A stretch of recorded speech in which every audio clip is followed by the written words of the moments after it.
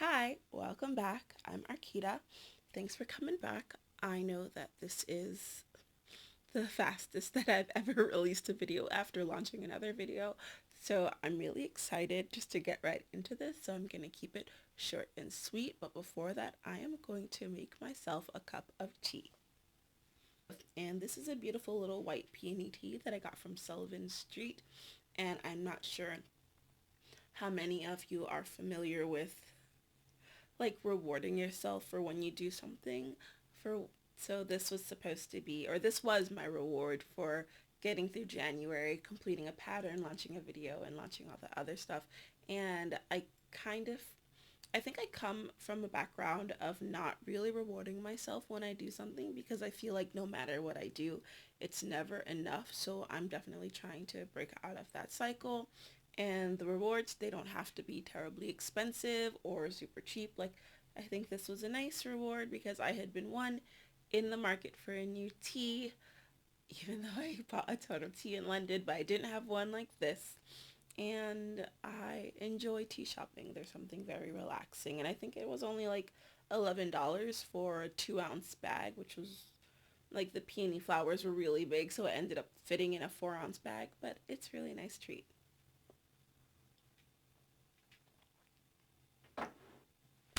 But that being said, oh my god, that's so delicious. That being said, let's get into the core of this video. So I am going to be recreating this 1940s, 1950s era style skirt. This is a dress, but I'll be making it into a skirt just because I feel like it will end up being more versatile and able to switch out in wardrobes, and hopefully maybe I'll be able to make it into a dress later on, or I'll add a top to it, but for now it's going to be a skirt. This is the rough draft of said skirt that I drew. Please be nice. So I'm looking forward to it, and I'm going to start creating this all in CLO3D using my size 6 avatar, and then I'll be grading it up to a size 20. And I'm not sure the exact year the skirt pattern came out. I'm assuming it's anywhere between the 40s and the 50s, but if you know, then please go ahead and drop the year that you know that it came out in the comments. I'm always looking to learn more about historic, vintage, reproduction, you name it. I still consider myself very beginner with all of this, and I'm just hoping that I take this year to really learn more. So if you know or have any resources, feel free to share. So without any more interruptions or tea breaks or dogs barking or cats trying to get into the office, let's get started. And I forgot to add one thing. I am going to be doing this as two versions. One with buttons down the center front and the other without. So both options available. So I'm starting by opening up a new Illustrator file and getting my sketch done. So when I do this, I normally only sketch on one side of my croquis just because it's easier, and that way I can copy and paste and flip it to the other side.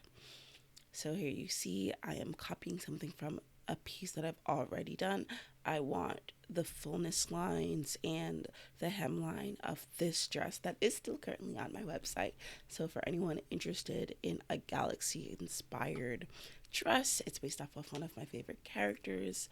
You can go ahead and get that on my website. But this is how I want the waistband to look, which is very straight and also very tall, and then it also flares out starting from the hip with all of the gathers, which you have not seen yet, but here I am making it taller, adding all these fine details. Like I said, adding the hem, deleting those additional points, and centering it so that way it will fit both sides.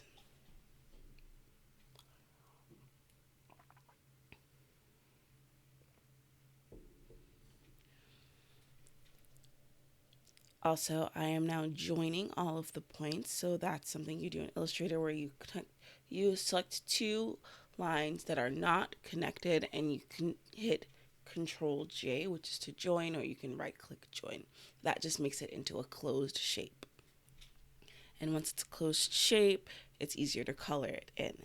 And now that it's closed, I've added the fullness lines at the hem. I am also adding in the shading details for the waistline. And you'll see that I try my best to use things that are already existing in sketches that I've done, just because it ends up becoming very time consuming to draw all of this over and over again. And this sketch is sped up while I'm doing it, but it did take me about 2 hours to do this. And as someone who also worked as a designer in the industry, you're working to like get as many sketches out a day when it comes to like what you're inspired by and what you want to draw. So you can only imagine how many sketches someone has to do. And it's been a while since I've had to do this, but I was faster at some point. But it is very time consuming, especially when you want to get across all of those little details.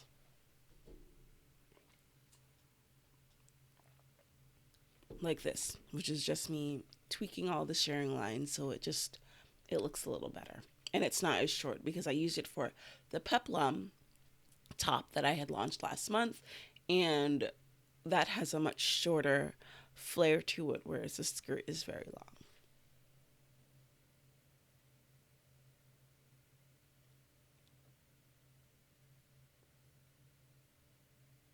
And oftentimes, as you see, I made a copy of that.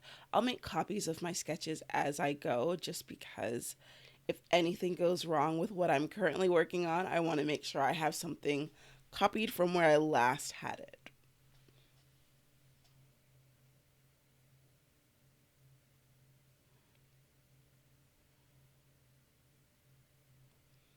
And this is sketching out the version that's going to have the buttons going down the center front.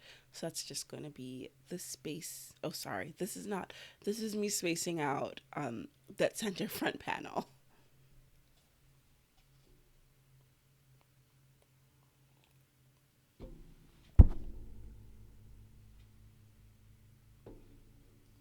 And now I'm adding the bottom panel, which is me just copying the top part of the hem, moving it up, and then deleting the extra, or the parts that are sitting outside of the skirt. I'm mostly just deleting those points and making sure everything lines up, because it does have to be a closed shape, so that way I can color it in and you see the difference between you see the contrast between one color and the other color.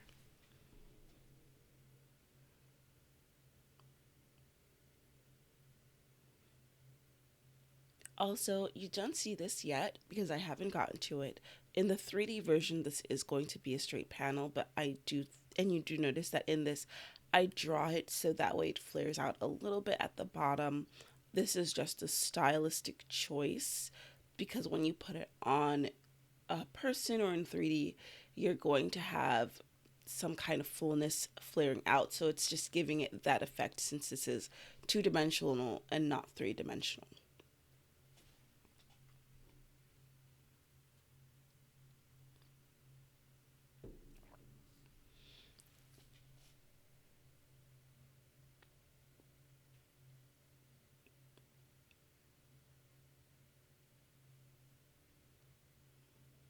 Here you can see I didn't make the center front closed, so I had to do that. But this is me coloring it in, so that way you can see the differentiation in the contrasting. And then I went ahead and just selected the top of that and made it taller. Also, because the center front has no sharing, and the sharing is only going to be on the contrast panel or the other panel, not the center front panel, I deleted all of that sharing illustration from there.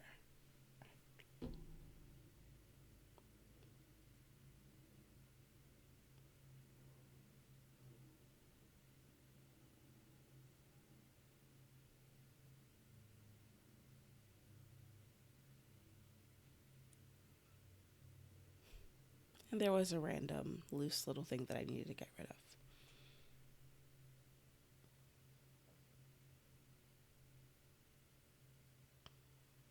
So now that that's done, I've grouped it I'm laying it over this piece, which has the line for where the buttons are going to go, and I essentially just want to copy that line placement. And it gets confusing, but when I lay them on top of each other, they're all perfectly aligned.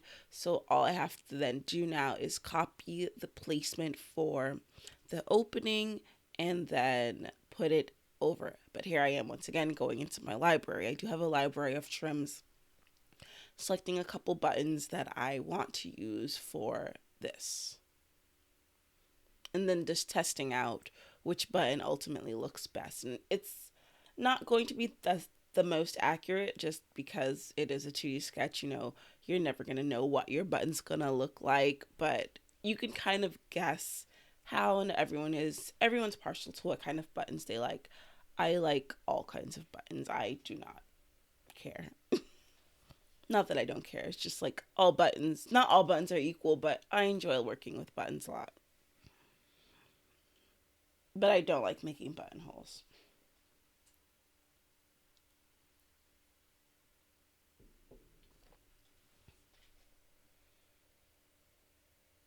But that is my buttonhole, and that's the button, and I will now group them.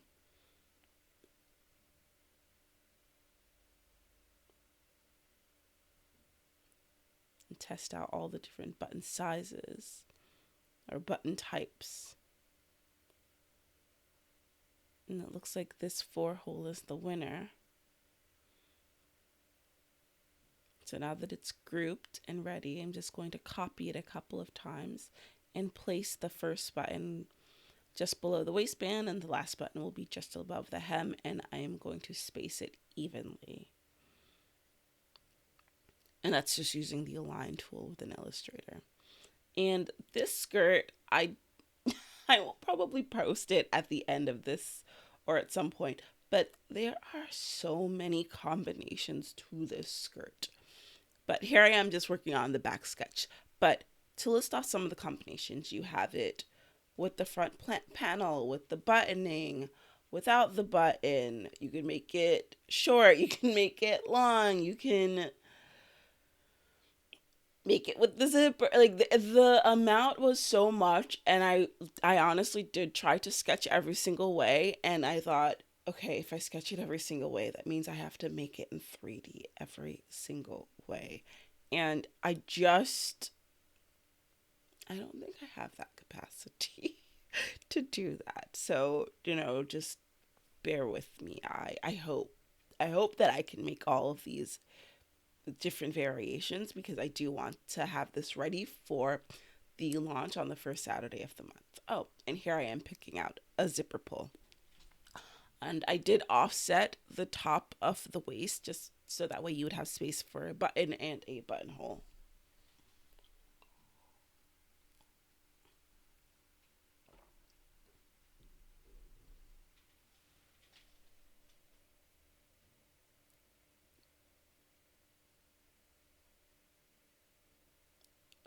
Did not like the way that stroke looked, so I changed it.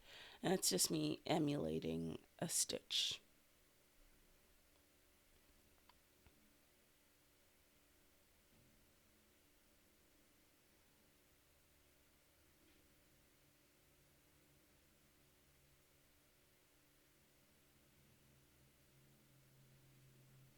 I hope you like these voiceovers. I don't normally do this.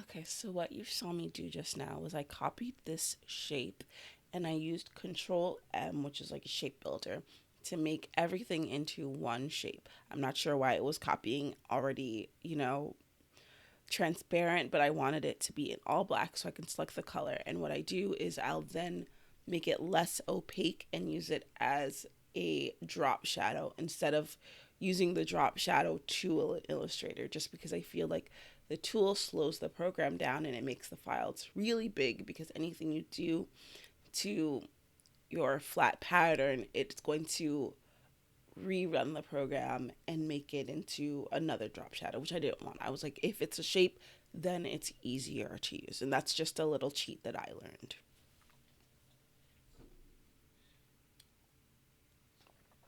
And then I won't offset it by a lot. Like, I honestly use my arrow keys and I'll go over like no more than 10 times and go down no more than 10 times. And I think in total it was like 5 inches or five clicks to the right and like 5 clicks down. And that's how I did it. And this is the template for how I launch my patterns. I probably won't show this again because it does take a lot and I'll only show the sketch, but this is how I essentially go in, rename it, add the shadows, add all of the little information. Later on, I will go in and add the rest of it, like the fabric I'll go in and add the rest of it, like the fabric recommendations, the supplies you'll need, etc. All the other many variations, the inspiration. But yeah, this was a lot. This took several hours. And sometimes I wonder if this is even worth doing. Like, should I just get straight to the 3D or should I even just get straight to just cutting fabric? But I think that. Okay, so I just got finished with the Illustrator flat 2D version of this sketch, and I'm very happy with how it looks. I did say that I was going to be doing 2 versions of this design, and that's what you see reflected. You see one that has a center front zipper, and then the other option that has like buttons at the front, like a shirt dress, but it's really a skirt. It's just a skirt with buttons at the front. I love that style. I used to have a lot of clothing like that, and now I don't. So I'll probably make this over the summertime. But I'm really happy with everything. I think it looks great. I will come back to it a little bit later so I could flesh it all out and add things like a description, my recommended fabrics, the materials you're going to use, and then just fully flesh out the inspiration page so that way people kind of understand the concept that I was going for this, so that way when it comes time to make it, you'll see what it is going to look like. So now that that's done, I'm going to go and work on this in 3D. And I'm sorry you can't really see me when I do this in 3D just because I haven't figured out how to record both myself and the program at the same time. Also, my computer does not have that kind of GPU. Like, it's really just a one or the other situation because I do film in HD or 4K, and I am running a very heavy 3D program, so, it's kind of one or the other. I'm sure it would be fun. I wish, I could. I'm hoping that by the end of the year, I get a new laptop that is going to have all the bells and whistles that I'm looking for, like memory, GPU, RAM, whatever all those things mean, like a really good graphics card, and yeah, and also something compact because sometimes I don't work in this room. A lot of the times I work in the living room, so I need something portable.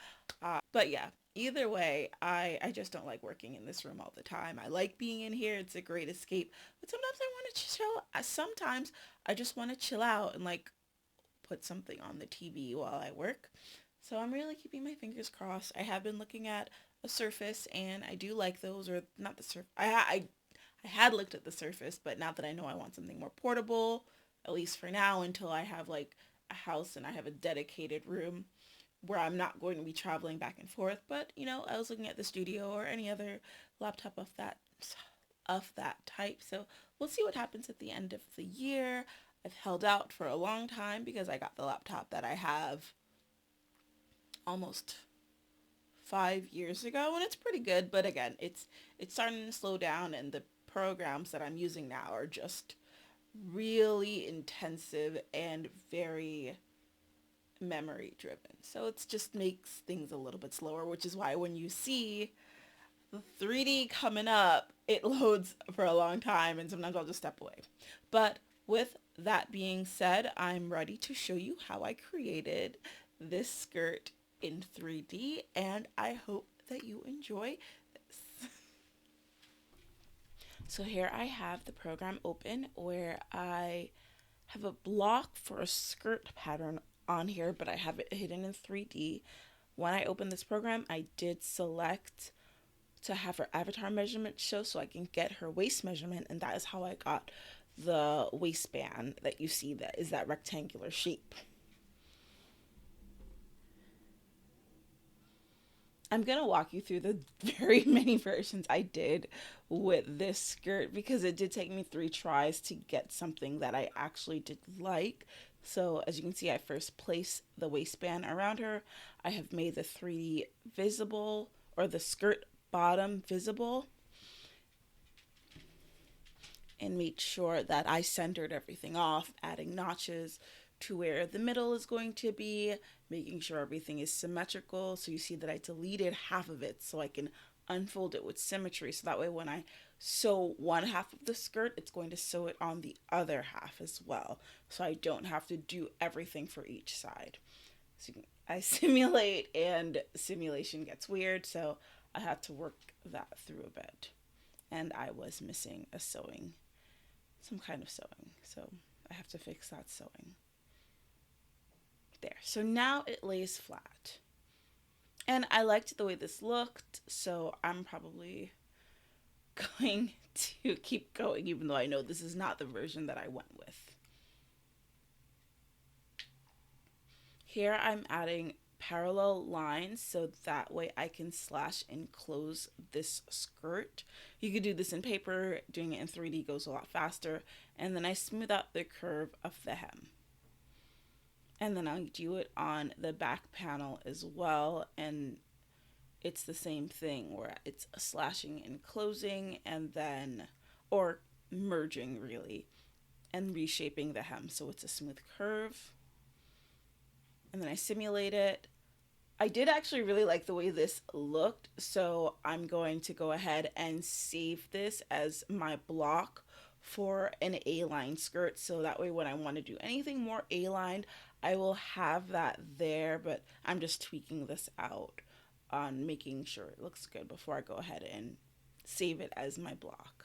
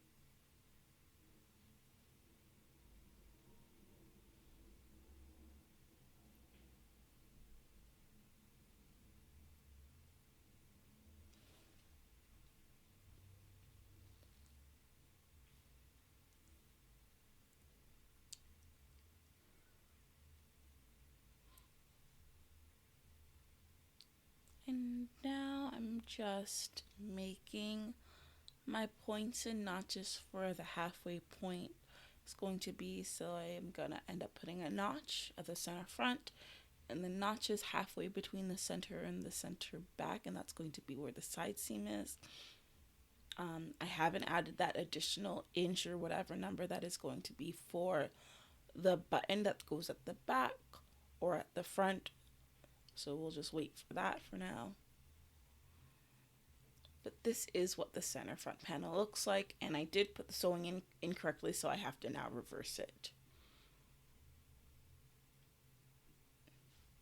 And here I am doing the first option, which is to use a rectangular shape, something that has no waist shape and no hem shape, and expand it so that way it's at a shearing ratio that I want, and then filling and then adding that shearing to the waist. And I duplicated it to each side so that way this is just going to be placed on the front and the back. And here is it simulated. And as you can see, I really didn't like it because I think it ends up looking very boxy when it's simulated. I know the simulation is not the best. I haven't reduced the particle distance, but even with that, I'm still not a big fan of the way it looks. So I'm now reducing the width of the center front panel, adjusting my seams, reducing the panel even further, adjusting my seams again, adjusting my notches, and simulating.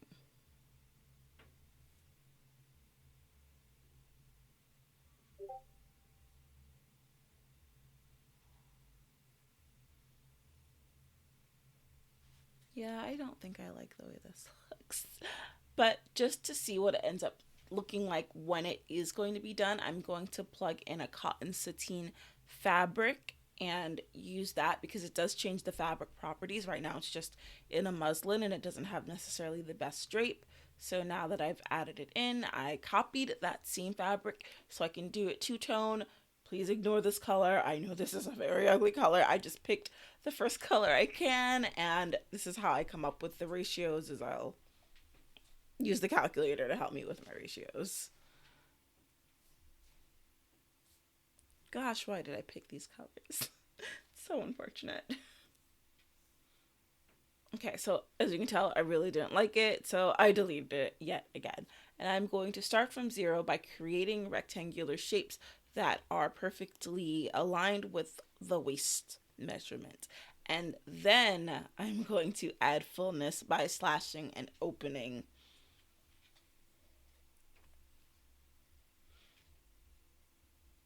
But first, I'm going to make sure all my seams are aligned before I do that. Oh yeah, this is option 2, by the way, for anyone not, or maybe it's option 4. I don't know what option it is. I know I went through a couple options. But here is how the slash and close works, or adding fullness, really. It's really more so adding fullness.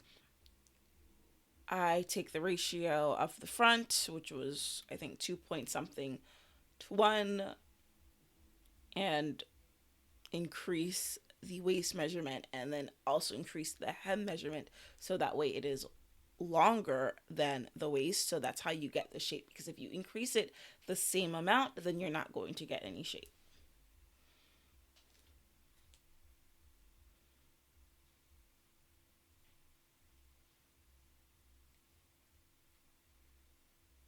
And CLO3D is really weird. When it comes to adding fullness, it always glitches and the fabrics collide, which I don't want. And it's not its fault that it's colliding, I just made it a lot bigger than what it was. So it's easier for me to make it a flat piece and then position it where I want it. Because when you use the placement piece, which is like Control F and clicking it so it places to the dot that it wants, it's going to curve around there, and I haven't figured out how to not curve it. Also, because the pieces are so big, you have to deactivate the avatar's arms so that way it doesn't simulate onto the arm and get stuck. I did also freeze the waistband because it's a lot of fabric and I didn't want it freezing anywhere, and I did solidify the skirt so that way it would simulate as a very hard fabric, and then I would take that solidify off. So much, oh my gosh. But here you can see that with the waistband frozen and the waist having shape and the hem having shape, it has a much nicer drape and fold to the skirt.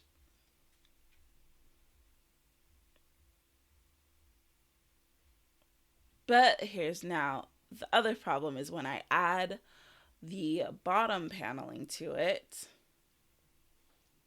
it gets weird. It gets weird.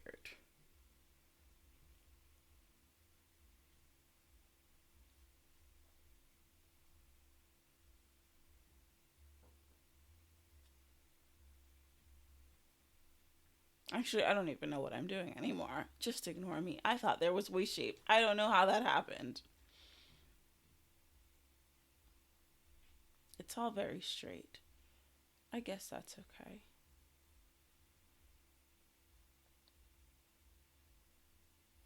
Oh, now I remember why I didn't like this.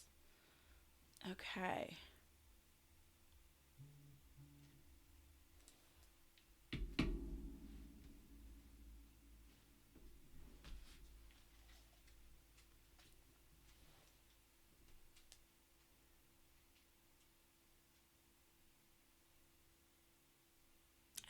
I remember why I didn't like this, because it doesn't have any shaping, so it just looks very dead. And then I tried adding shaping at the end of it, but when you add the shape but add the bottom panel onto it, which does not have any shape to it, it ends up like curving and then falling flat, and it creates this weird, almost upside down J shape where it's curved, it's got a flare, and then it goes straight down, which I'm not trying to have that. So the other option I did was to delete all of it again, flare the skirt panel at the length that I wanted, including that bottom piece, offsetting the hem by 7 inches and then cutting it off. So that way the shape of the bottom piece will mirror the shape of the body piece, and it will all end up looking like a continuous curve. Was it fun? No. But did it look good? Yes. And is it glitching because the fabric is colliding because it's a lot of fabric now? Also, yes. CLO3D is very fun.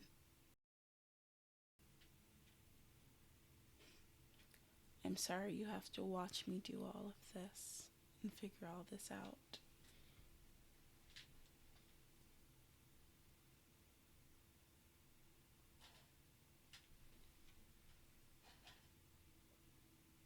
My cat is trying to jump into my lap, and I just don't want him to in case he accidentally disconnects the microphone. And I have to redo this whole recording.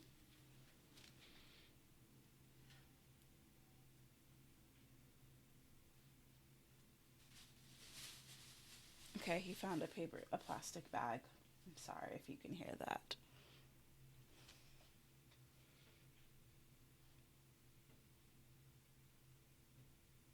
So now I've just been making sure that all the seams line up. Nothing is in the incorrect place. There is no reversed seams. And then I'm going to simulate. And it does, I don't know if this is on my computer thing, but I've asked, and that is technically not supposed to happen. So I don't know. And CLO3D does have a Discord group, so you can ask questions, but I think that overall I need a more powerful computer.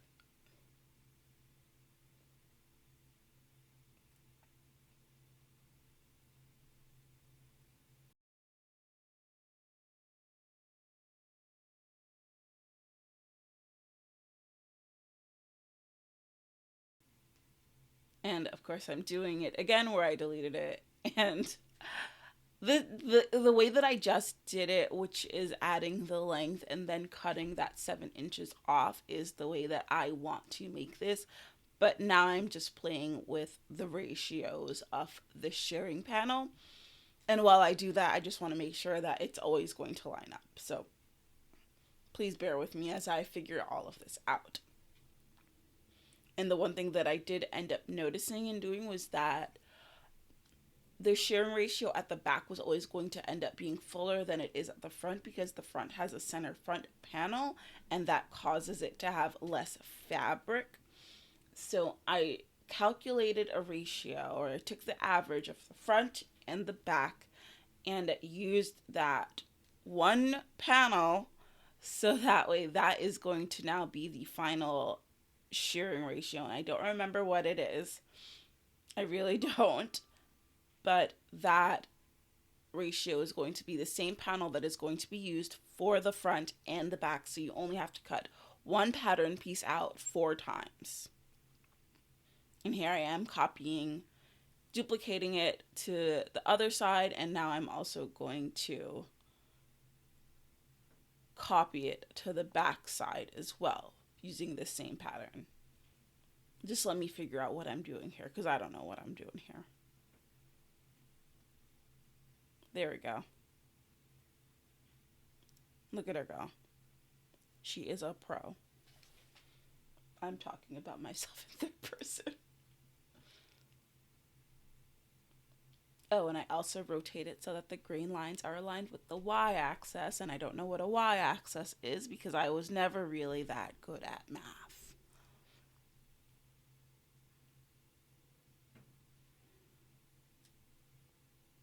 Matching up my sewing and simulating. So this is it simulated without the bottom piece cut off, but you see that red line, that is the 7-inch line for where it will. So next thing I have to do is hover over it and select cut and sew, so it automatically sews it all together.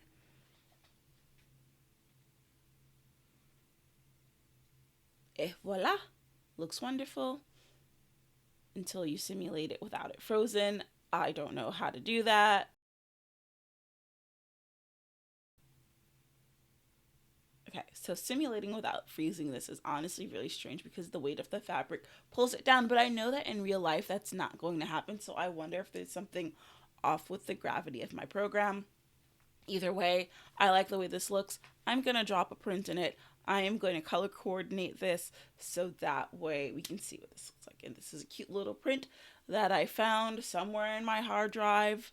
And I thought it would be very cute because it is vintage. It has honestly like a denim look to it, but more of just like a plain printed twill. So it looked cute. I liked the matching for it. I do wish the weave texture came through a bit more in the solid part, but that's okay.